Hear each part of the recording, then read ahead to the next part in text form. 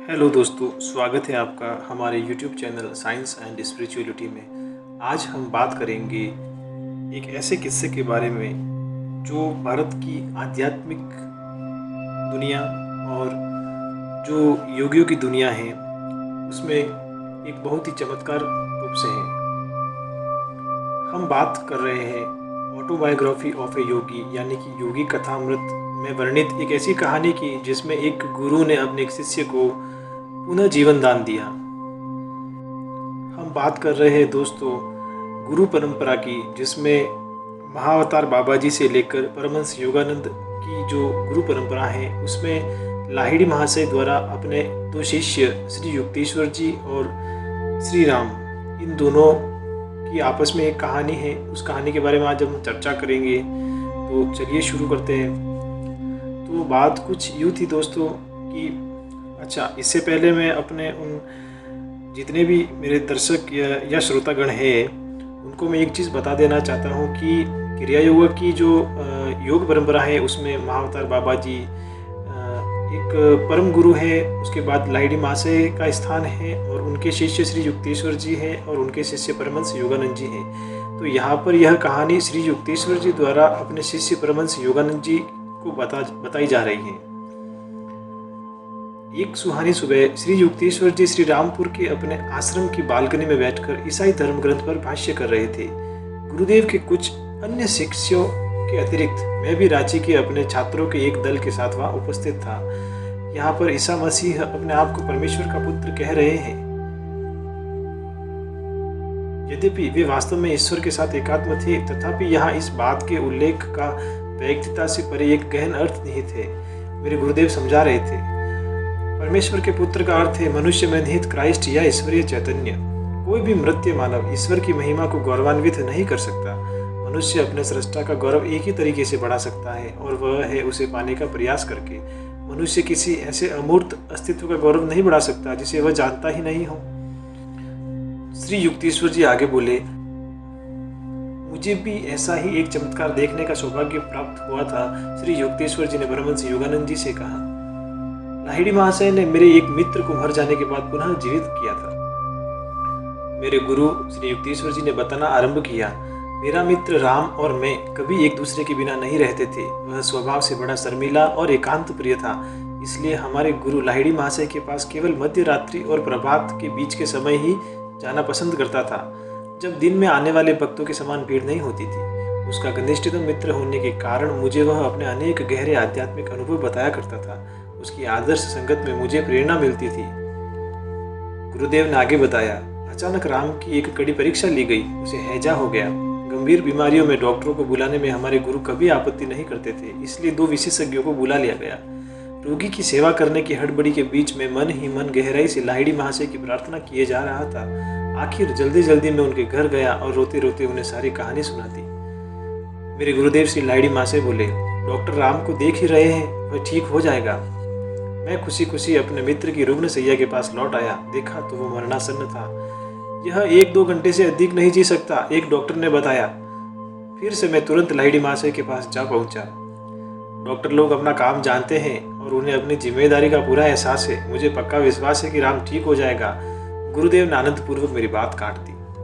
जब मैं राम के घर पहुंचा तो देखा कि दोनों डॉक्टर वहां से चले गए थे। उनमें से एक ने मेरे लिए एक चिट्ठी छोड़ी थी। हम जो कुछ कर सकते थे हमने कर लिया, परंतु इसके बचने की कोई आशा नहीं है। मेरा मित्र राम सचमुच आखिरी सांसें लेता प्रतीत हो रहा था।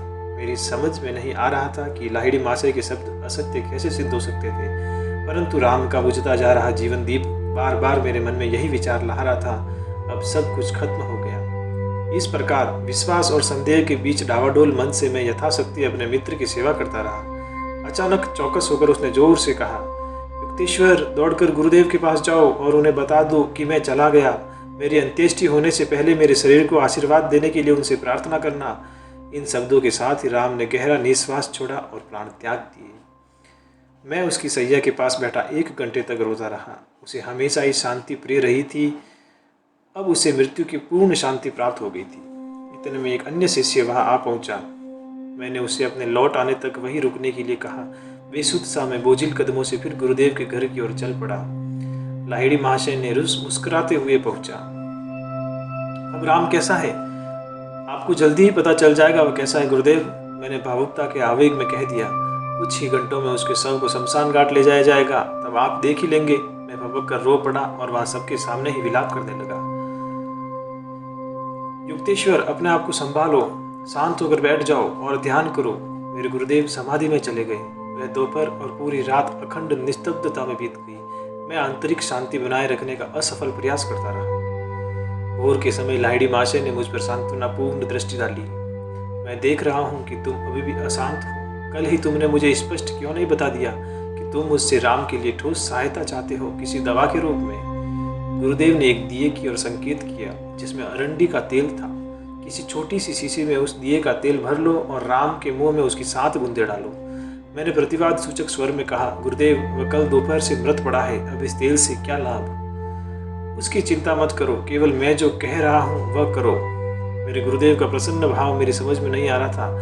मैं अभी तक शोक की भीषण वेदना से व्यथित था। थोड़ा सा तेल निकालकर मैं राम के घर की ओर चल पड़ा। मेरे मित्र का मृत शरीर सख्त हो गया था। उसकी भयंकर अवस्था की ओर ध्यान न देते हुए मैंने अपने दाहिने हाथ की तर्जनी से उसके होठ खोले और बाएं हाथ से शीशी के ढक्कन की सहायता से किसी प्रकार बूंद बूंद तेल उसके पक्के बैठे दांतों पर डालने लगा। जैसे ही 7वीं बूंद ने उसके ठंडे होठों का स्पर्श किया, राम का शरीर जोर जोर से कांपने लगा। सिर से पांव तक उसकी सारी मांसपेशियां कांपती रही और वह आश्चर्य करता हुआ उठ बैठा। मैंने प्रखर प्रकाश में लाहिड़ी महाशय को देखा। वह चीख पड़ा। वे सूर्य की भांति चमक रहे थे। उठो, निद्रा त्याग दो, उन्होंने मुझे आदेश दिया, और युक्तेश्वर के साथ मुझसे मिलने आओ। जब मैंने राम को उठकर अपने हाथों से कपड़े पहनते देखा और उस मरणांतक बीमारी के बाद भी हमारे गुरु की ओर चलने की शक्ति उसमें आ गई थी, तो मैं अपनी आंखों पर विश्वास नहीं कर सका। वहां पहुंचकर राम ने लाहिड़ी महाशय को साष्टांग दंडवत प्रणाम किया। उसकी आंखों से कृतज्ञता के आंसू बह रहे थे। गुरुदेव को भी अत्यंत आनंद हो रहा था। मेरी ओर शरारती आंखों से देखते हुए उन्होंने कहा, युक्तेश्वर, अब तो निश्चय ही तुम हमेशा अपने पास अरंडी के तेल की बोतल रखोगे। जब भी किसी लाश को देखो तो उसके मुंह में वह तेल डाल देना, क्योंकि अरंडी के तेल की 7 बूंदें अवश्य ही यमराज की शक्ति को निष्क्रिय करने के लिए पर्याप्त थे। गुरुदेव, आप मेरा मजाक उड़ा रहे हैं, मैं समझा नहीं। कृपा कर मेरी भूल का स्वरूप समझा दीजिए। गुरुदेव ने कहा, मैंने 2 बार तुमसे कहा कि राम ठीक हो जाएगा, फिर भी तुमने मुझ पर पूरा विश्वास नहीं किया। लाहिड़ी माँ से समझाने लगे, मेरे कहने का यह अर्थ नहीं था कि डॉक्टर उसे ठीक कर पाएंगे। मैंने केवल इतना ही कहा था कि वे उसे देख रहे हैं। मैं डॉक्टरों के कार्य में हस्तक्षेप नहीं करना चाहता था। आखिर उन्हें भी तो अपनी जीविका कमानी है। इसके बाद आनंद से भरे स्वर में मेरे गुरु ने कहा, सदा याद रखो कि सर्वशक्तिमान परमात्मा किसी को भी ठीक कर सकते हैं, डॉक्टर हो या न हो। मुझे अपनी भूल समझ आ गई है। मैंने पश्चाताप के साथ स्वीकार किया। अब मेरी समझ में आ गया था कि आपका एक साधारण सा शब्द भी पूरे ब्रह्मांड के लिए बाध्यकारी है। श्री युक्तेश्वर की यह रोमांचक कहानी जैसे ही पूरी हुई, राज्य के एक बच्चे ने उनसे प्रश्न पूछा, जो बच्चे के मुख से स्वाभाविक ही था।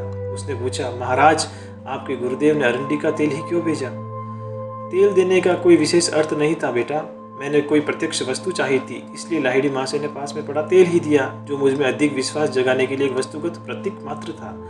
गुरुदेव ने राम को इसलिए मर जाने दिया क्योंकि मैंने आंशिक संदेह किया था, परंतु वे जानते थे कि जब उन्होंने कह दिया था तो राम ठीक होकर ही रहेगा, चाहे उन्हें उसे मृत्यु के बाद ही क्यों न ठीक करना पड़े, जो साधारणतया अंतिम बीमारी होती है। श्री युक्तेश्वर जी ने बच्चों को बाहर भेज दिया और मुझे अपने चरणों के पास रखे कंबल के एक आसन पर बैठने का संकेत किया।